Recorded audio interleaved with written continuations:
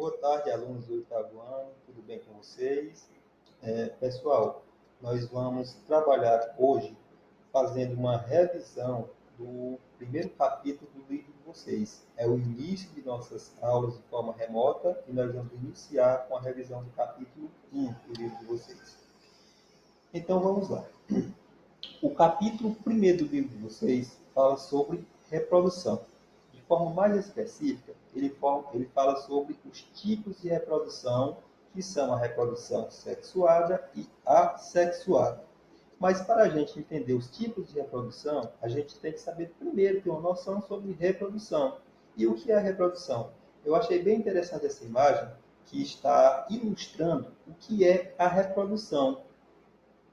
Ou seja, se vocês observarem aí, nós vamos observar que existem os gametas masculinos, que são as células reprodutoras masculinas, que são os espermatozoides, que estão caminhando em direção ao gameta feminino, que é a célula reprodutora feminina, que é o óvulo.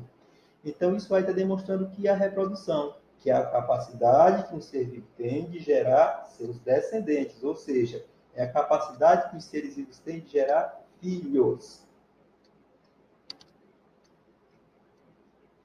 A reprodução dos seres vivos. Todos os seres vivos, nós todos sabemos que seres vivos eles têm um ciclo de vida, ou seja, eles têm um início, bem como um fim. Então, eles nascem, crescem, se reproduzem e morrem. Então, isso é uma característica da reprodução. A reprodução, ela tem uma função que a gente chama de função principal. Qual é a função principal da reprodução?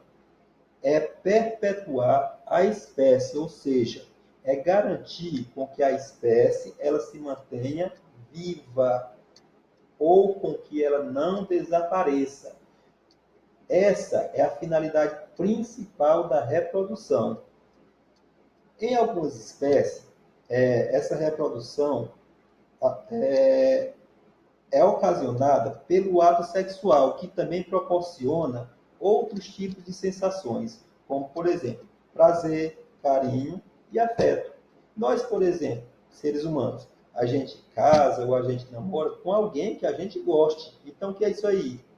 É carinho, é afeto que a gente tem. Então, em algumas espécies de seres vivos, a reprodução ela também proporciona prazer, carinho e afeto. Mas não, isso não ocorre em todas as espécies. Por exemplo, as plantas se reproduzem. Elas têm carinho, prazer e afeto? Não. Mas algumas espécies, principalmente de mamíferos, apresentam essas características. Vamos falar um pouquinho sobre os dois tipos de reprodução mais conhecidos, que são a reprodução sexuada e a reprodução assexuada. Vamos começar pela reprodução assexuada. É a reprodução na qual os descendentes são geneticamente idênticos ao indivíduo que os originaram. Ocorre pela simples divisão de uma célula, chamada de bipartição, pelo desenvolvimento de fragmentos do corpo, chamado de fragmentação, ou pela formação de gemas ou brotos, chamado de brotamento. Então vamos lá. O que é a reprodução assexuada? Na reprodução assexuada, nós temos uma primeira característica que é a presença de descendentes geneticamente idênticos, ou seja, o ser que surge, ele é idêntico ao ser que lhe deu surgimento. Vamos observar aqui, por exemplo, a bactéria. Uma bactéria, ela tem a capacidade de se reproduzir. E como é que ocorre a reprodução das bactérias? Elas geralmente se dividem em duas, elas se partem ao meio, se dividem em duas, e essa divisão vai terminar com o aparecimento de duas novas bactérias. Então, isso aí é a reprodução assexuada. Uma única bactéria deu origem a outras duas. Não precisou de um macho e de uma fêmea, não precisou de dois indivíduos, um único indivíduo. Por isso é que os dois indivíduos que surgem, eles são geneticamente idênticos. Porque eles não têm como se parecer com outro indivíduo. Tem que parecer com um único indivíduo que deu origem a eles. Então, nós temos aqui outra imagem que está mostrando uma esponja. A esponja também, ela se reproduz de forma por brotamento, que a gente chama, né? Vai surgir um broto, esse broto vai se desprender da esponja principal e vai se transformar em um novo ser. Então, essa reprodução assexuada, ela pode ocorrer dessas formas, por bipartição, quando um se divide em dois, por fragmentação, quando surge um fragmento de um corpo, ou por brotamento, quando surge um broto. Então, a característica principal são geneticamente idênticos e também não necessita de dois indivíduos para que haja reprodução, apenas um indivíduo dá origem aos demais. Quanto à reprodução sexuada, ela é diferente da reprodução assexuada, porque na reprodução sexuada, os descendentes não são geneticamente idênticos aos indivíduos que os originaram.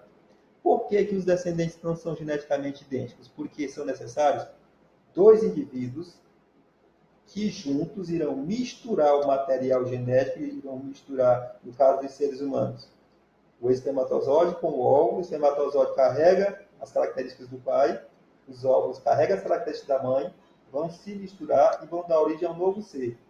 Então, por isso é que eles não são geneticamente idênticos, porque é uma mistura de características que vai resultar em um novo ser, parecido, mas não idêntico. E ocorre pela união de gametas, ou seja, as células sexuais. Espermatozoide se mistura ao óvulo, a essa mistura de gametas eu chamo de fecundação, que vai dar origem a uma célula ovo, e essa célula ovo vai resultar em um novo ser. A reprodução sexuada, ela se dá também de duas formas. Ela se dá por fecundação interna e também por fecundação externa.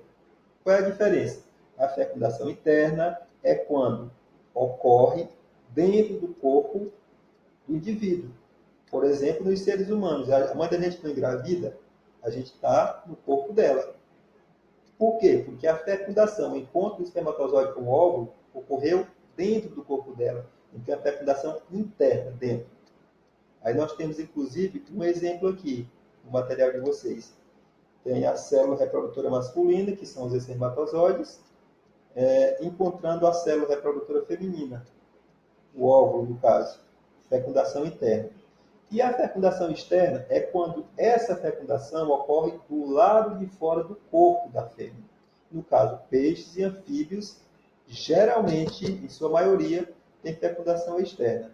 Eles põem seus óvulos na água, o macho joga seus espermatozoides também na água, e esses espermatozoides vão encontrar o óvulo e vai ocorrer a fecundação. A gente chama de externa porque é fora do corpo da mãe. Só que para que haja essa reprodução, a gente tem que conhecer, a gente tem que saber, melhor dizendo, que existem os sistemas reprodutores masculino e feminino. O sistema reprodutor masculino, a gente pode destacar os testículos, que são glândulas situadas no escroto, que produzem também a testosterona, que é um hormônio responsável por algumas características sexuais, como barba, voz mais grave e pelos púbicos. O epidídimo, que são tubos onde os espermatozoides completam seu amadurecimento.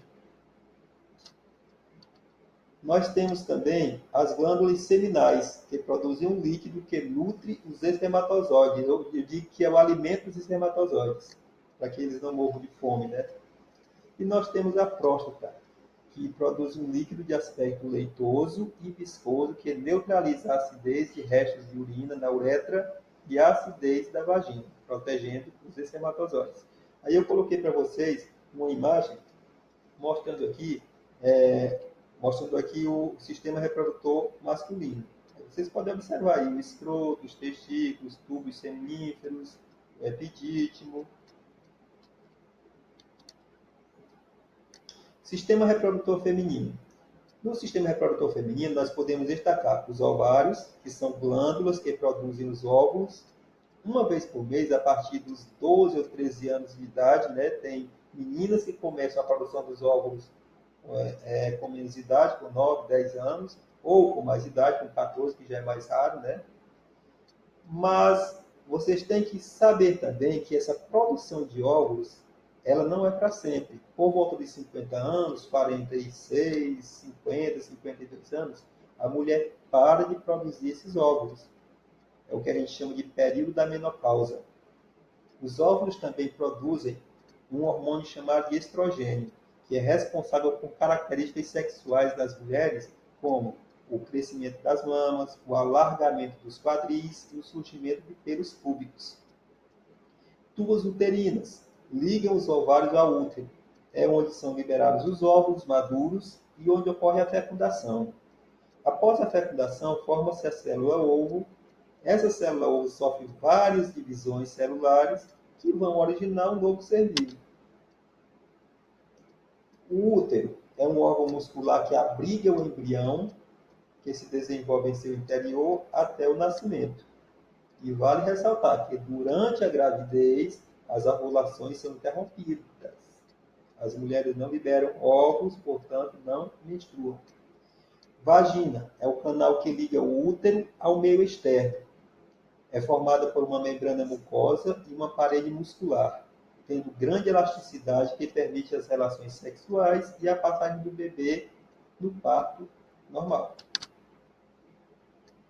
Temos ainda o dendo, que é formado pelos lábios maiores, pelos lábios menores e clitóris, que são partes da vagina, né? Lembrando que o ímen é uma fina membrana que geralmente rompe-se na primeira relação sexual. O clitóris é um órgão externo que proporciona prazer sexual à mulher.